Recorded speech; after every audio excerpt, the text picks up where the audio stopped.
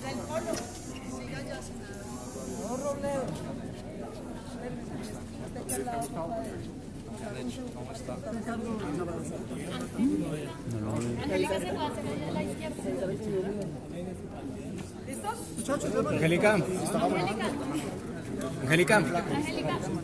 Bueno, Hasta este lado. ¿cuál es la queja que tienen ustedes? Hoy estamos presentando ante el país el segundo informe de la veeduría ciudadana a los cumplimientos de los mandatos de la Comisión Anticorrupción. Como todo el país lo vio, como todos los medios lo cubrieron, el compromiso público del presidente de la República desde el día 29 de agosto era que radicaría los 11 proyectos que acordamos en la mesa técnica para darle cumplimiento a los 7 mandatos de la consulta anticorrupción. Se radicarían los 11 proyectos con mensaje de urgencia. De los 11 proyectos que cumplen la consulta, 2 son actos legislativos que no pueden tener mensaje de urgencia y 9 son proyectos de ley que sí pueden tener mensaje de urgencia. Desafortunadamente ha pasado mes y medio y el presidente incumplió la promesa de radicar con mensaje de urgencia los proyectos de la consulta anticorrupción, razón por la cual esos proyectos, como era de esperarse, están engavetados. Obviamente los proyectos de los congresistas, los proyectos del gobierno que entraron radicados desde el 20 de julio, tienen prioridad en el trámite porque se radicaron primero. La única posibilidad que existía de que tuvieran prioridad en el trámite los proyectos de la consulta anticorrupción es que el presidente cumpliera la promesa que le hizo al país de que lo radicaría con mensaje de urgencia. Como no se radicaron con mensaje de urgencia, no han tenido prioridad en el trámite. De los 9 proyectos de ley, 2 se incorporaron al proyecto de la Fiscalía General de la Nación y ya van a avanzar. Seguramente son los primeros que van a salir en diciembre.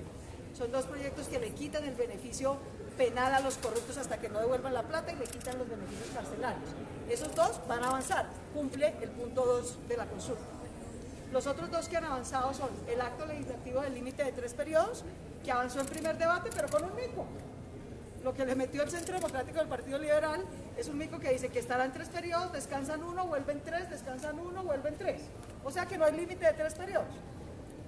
Y el tercero que avanzó es el acto legislativo de hacer pública la declaración de renta de los políticos y los servidores públicos. De manera que 2 actos legislativos avanzaron en primer debate.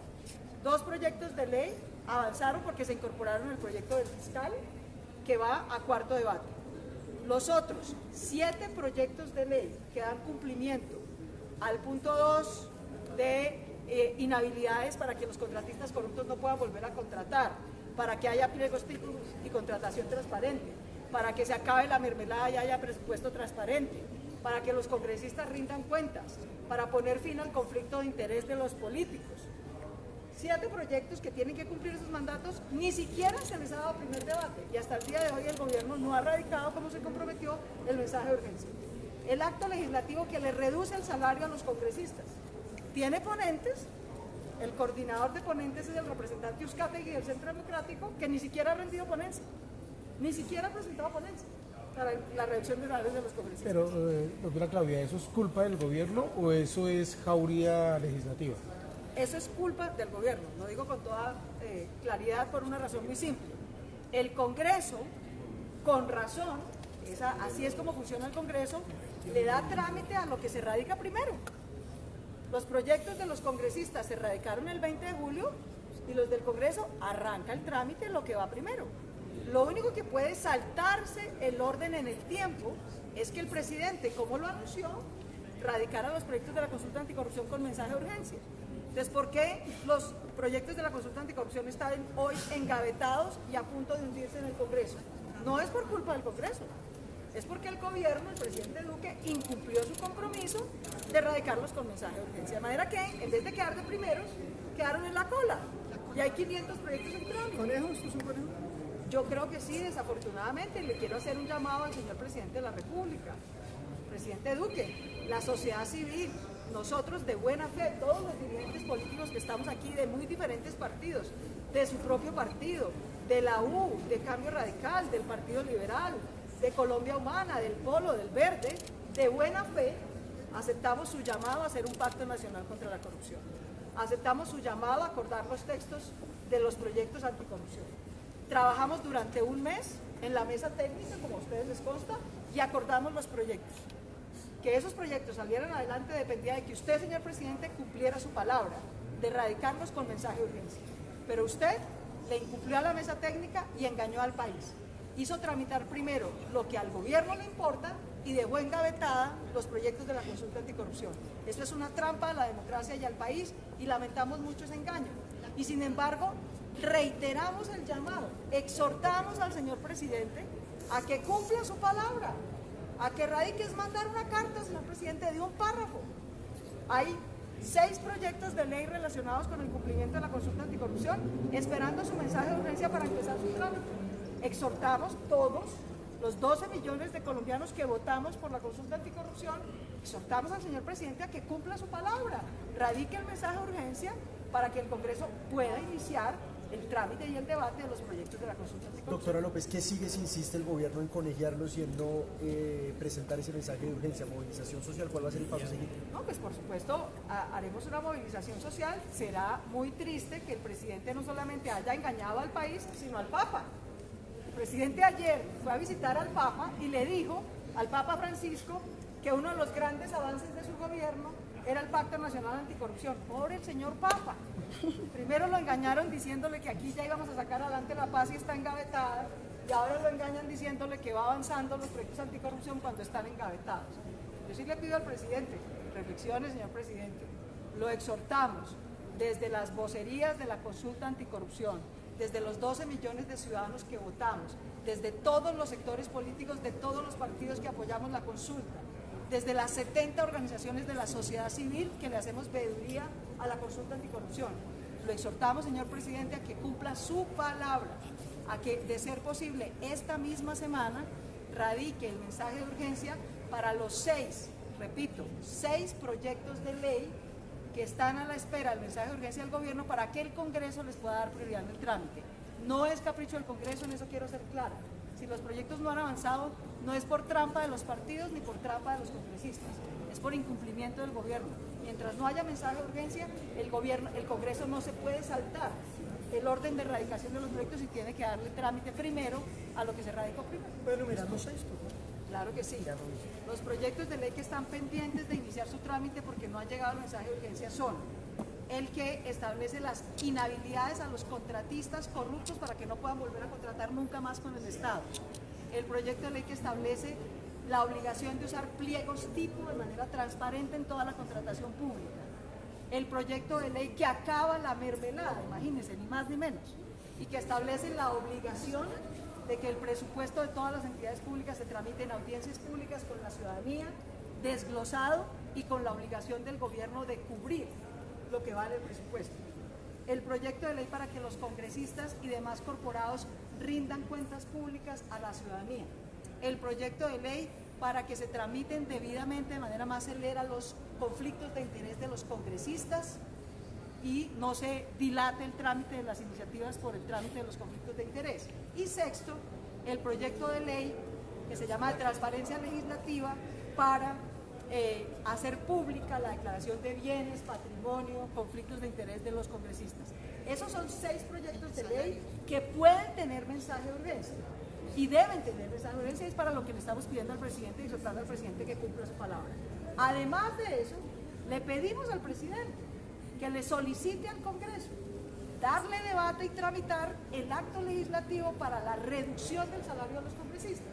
Como ese es un acto legislativo, no puede tener mensaje de urgencia. Los actos legislativos no pueden tener mensaje de urgencia. Entonces le estamos pidiendo hoy todos los sectores políticos, ciudadanos, al presidente que cumpla su palabra, que le dé mensaje de urgencia a los 6 proyectos de ley y al acto legislativo y que le insista, por favor, públicamente al Congreso para que tramite y apruebe el acto legislativo de reducción del salario de los congresistas. Doctora Claudia, pero ese acto legislativo se está demostrando que hay una negligencia de parte del ponente, del coordinador de ponente. Sí, desafortunadamente, yo sí le quiero hacer un llamado al doctor Uzcategui, representante del Centro Democrático. Él fue asignado ponente hace un mes y en un mes no ha presentado ni siquiera ponencia, ni positiva ni negativa. Mientras el ponente no presente ponencia, no se puede dar el primer debate. De manera que, digamos, si quisiéramos establecer responsabilidades, agradecerle al señor fiscal general de la Nación, gracias al cual los dos proyectos relacionados con quitar los beneficios penales a los corruptos hasta que no devuelvan la plata y quitarles los beneficios carcelarios van avanzando. Agradecer que van avanzando. Hay otro tema que valdría la pena mencionar, o dos temas más. Una especie de contrarreforma política que se está moviendo de distintas maneras, que no hay que detallar, pero es evidente que ese horror, por ejemplo, de alargar los periodos de los alcaldes, los gobernadores, concejales y diputados, es una especie de golpe de Estado municipal y departamental, es absolutamente inaceptable. Cosas como la segunda vuelta, como se está planteando para elecciones de alcaldía, también constituye pues una cosa perfectamente dirigida para perpetuar en el poder a todos quienes nos han mal gobernado. Hay otro asunto que quiero mencionar y enfatizar, quiero ser muy breve, elegir a dedo al fiscal.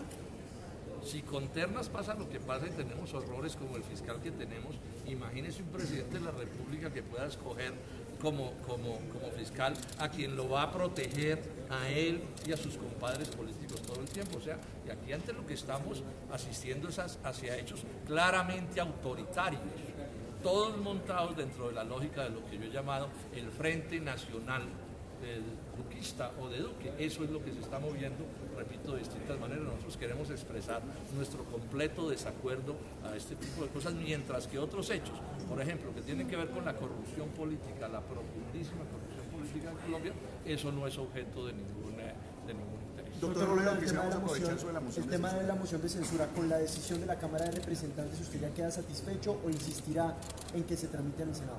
A ver, la decisión que saludo de la mesa directiva de la Cámara le da una lección, no solo a la mesa directiva del Senado, sino a las mayorías partidarias de Duque que vienen saboteando lo que esto sucede. O sea, se confirma que están violando la Constitución y la ley.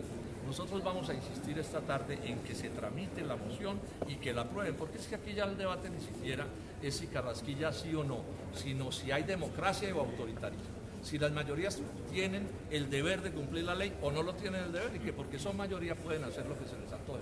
O sea que este debate va a seguir, y lo advierto desde ya. Si no aprueban esta tarde la moción de censura en el Senado, vamos a punta de tutela hasta la Corte Constitucional. Que ni crean los amigos del presidente Duque que pueden tomar decisiones autoritarias contrarias a los criterios democráticos, violando la Constitución, y que aquí no va a pasar nada. No nos van a someter a ese tipo de situaciones. Si usted llega a ganar la apelación esta tarde, lo que le procedía a la mesa directiva es poner una fecha para la moción. Sí, eso habría que mirarlo. Yo no estoy incómodo con que esto se tramite en un momento dado en la Cámara, no me vayan a entender mal de ninguna manera. Los compañeros han hecho allí un buen esfuerzo, la mesa directiva ha acertado, pero aquí hay un tema de principios.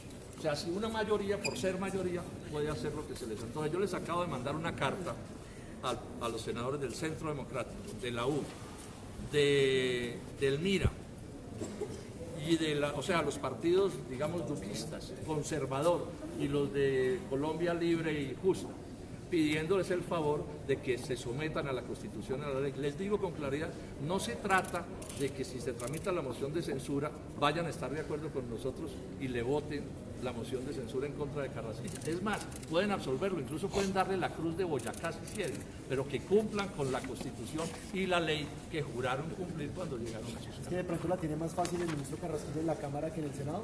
Es posible que tengan componendas de ese tipo en sus cálculos, pero repito, es que estamos exigiendo, y en esto llamo al periodismo y a todos los colombianos, a una cosa que es de mucho fondo. Repito, aquí el problema no es tanto ya si Carrasquilla sí o no, sino si democracia o autoritarismo. Si una mayoría puede atropellar como se le antoje la Constitución y la ley y los derechos de fuerzas respetables, como somos, no solo los de la oposición, sino todo el Congreso. Acuérdense que en la votación pasada, 2 partidos tradicionales votaron con nosotros que se tramitara la moción. Otra cosa es cómo voten ya el día de la moción, pero están pidiendo que a cualquier congresista se le respete la Constitución y la ley y sus derechos. Gracias, senador. Se levanta la sesión.